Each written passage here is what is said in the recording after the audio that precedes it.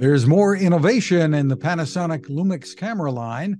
Welcome back to Techstination. I'm Fred Fishkin. Joining us from Panasonic is imaging specialist Sean Robinson, host of Lumix Live. Hi, Sean. How's it going? Long time no speak, Fred. It's been a little while. So, what we're talking about today is something new, the Lumix G9 Mark II digital mirrorless micro four thirds camera. And you've got plenty that's new here. What are some of the key features, Sean? Yeah, so the G9 Mark II is the kind of extension and follow-up of the S5 Mark II and the S5 Mark II X for us. And what that means is that we're bringing the headline feature of phase hybrid autofocus down into the Micro Four Thirds series with this new camera. And aside from the autofocus improvements, this system is really kind of our big development and push for the photography world from Lumix.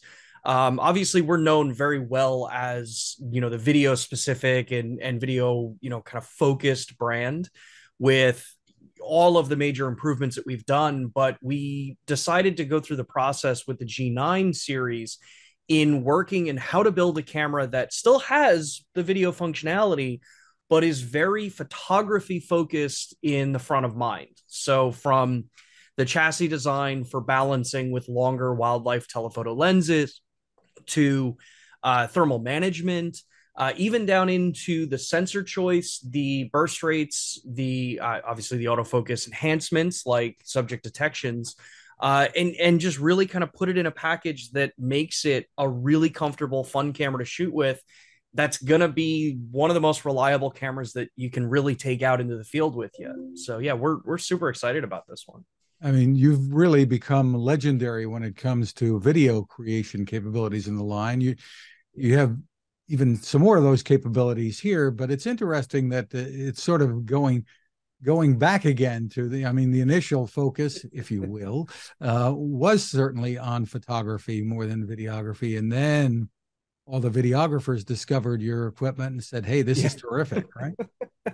Yeah, and it's funny. There was actually Matt Fraser and I, my counterpart here. We had a lot of conversations leading up to the launch, and him and I both felt very strongly that the G9 Mark II really does give that kind of throwback to the GH2, which was, as you pointed out, at that time, photography was the main focus. Video was, kind of an upstart part of these cameras. And the market found the video features and got really excited. And that's what helped propel that camera to its great success. And subsequently, the GH series of cameras. And we got the exact same feeling when we started looking at everything that our engineers put into this camera, even though it was designed photography first, even in all the concepts of where importance of features lie across the board on this. So yeah, it's a really cool, fun, exciting period for us in these cameras.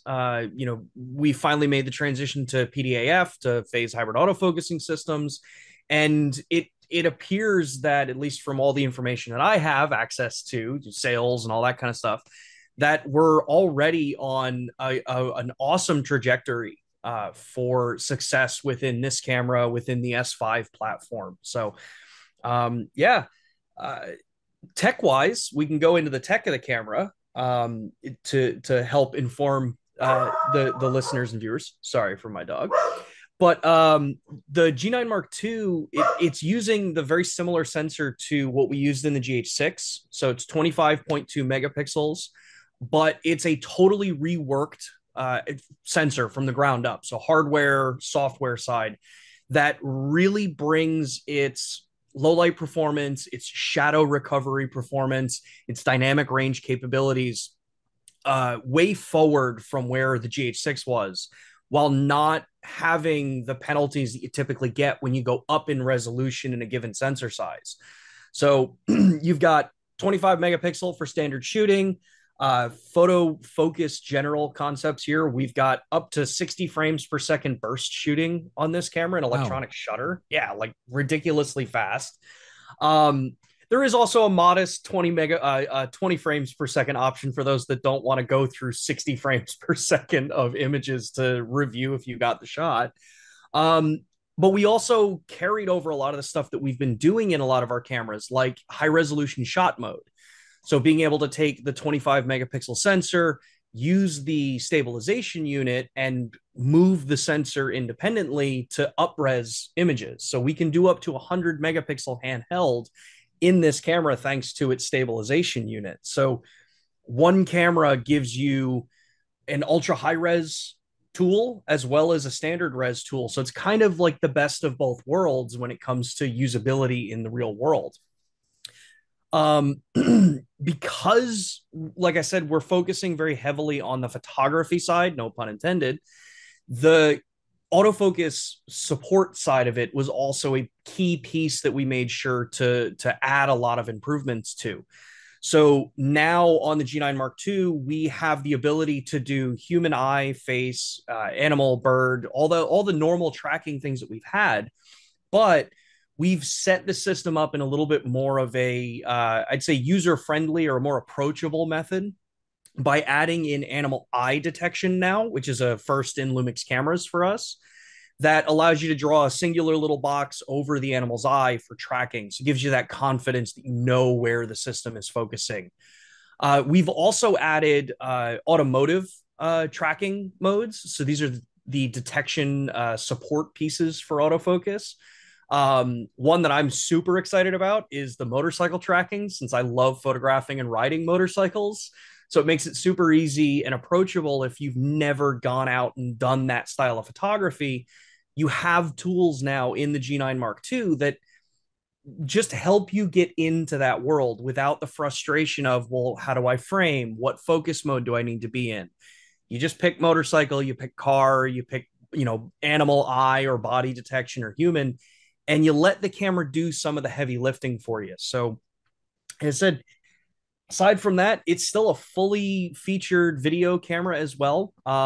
It's got open gate recording or full sensor area recording. So social media, multiple deliverables from the video side, being able to send out a 16:9 video, but then also want to be able to deliver vertical for YouTube Shorts, Instagram Stories, TikTok, stuff like that. We allow you to use the full vertical and horizontal width of the sensor for recording, and you get full PDAF control over that. You get all the subject detection there, even down to we can record to external SSDs. So for those that want to really max out the storage capacities that you can go with, we have that functionality built into our cameras as well. And a pretty cool partnership that we did with Condor Blue and SanDisk for a handle that mounts onto your camera that holds an SSD as well. So it also becomes a very utilitarian tool for it. Yeah, I could go on for hours about every little tiny little feature in this camera, but we're just so super excited about this and what it means for Lumix as a whole moving forward. It looks, I haven't had a chance to hold it yet, but it looks like it's a substantial camera that feels good in the hand. Like you've got. Oh, yes. Yeah, we actually this is actually one of the funny things about the introduction of the G9 Mark II is, there's a lot of the thought in the industry about how micro four thirds is supposed to be small, it's supposed to be tiny cameras, and there is a place for those, like our G100 and things like that are designed to be ultra compact and travel ready and approachable. But when you start looking at I want ultra telephoto lenses, I want to be able to, put a monitor on this if I'm in video recording, that kind of stuff, you start to actually see that ultra small compact cameras come with a lot of caveats depending on the style of shooting that you're doing. So when our engineers came up and proposed the idea of the G9 Mark II, they actually surprised us and came out and utilized the exact chassis from the S5 Mark II and the Mark IIX. So I have an S5 Mark II in my left screen, and a G9 Mark II on the other side, and they are identical chassis other than the sensor and the mount that's being used.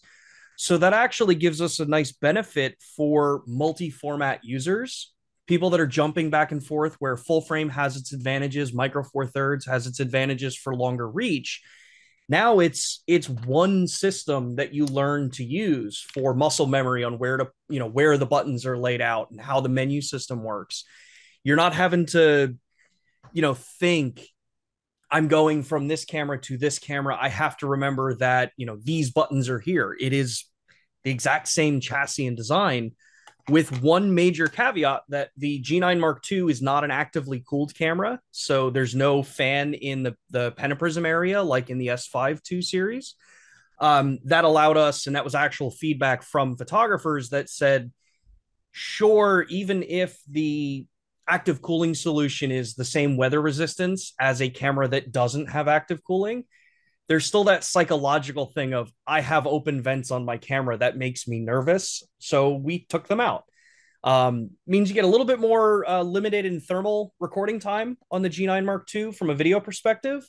But in our surveys of photographers and casual videographers, the benefit of having things like better stabilization, the newer, faster sensor that we're using, the perception of better weather resistance, even though they're the same between the cameras, outweighed full-blown unlimited recording for video side. So yeah, it's just such a fun camera to use. I'm so excited about it. Interesting. There's so much competition these days from some great full frame cameras, including yours that you just showed us a second ago, and from some impressive capabilities in phones. So where does this new camera, your personal perspective here, fit in? Who should buy this? So anyone that's got a lot of experience creating, photos and videos with your cell phones and things like that, there's definitely an area there that of convenience that is very hard to replace, right? We always have these things in our pockets for the most part, vast majority of the world, and they do a good enough job for some. But when you start advancing what you want to do, you start doing things like wildlife and sports photography. You start wanting to expand the quality of the content that you're creating, wanting to go for true shallow depth of field work.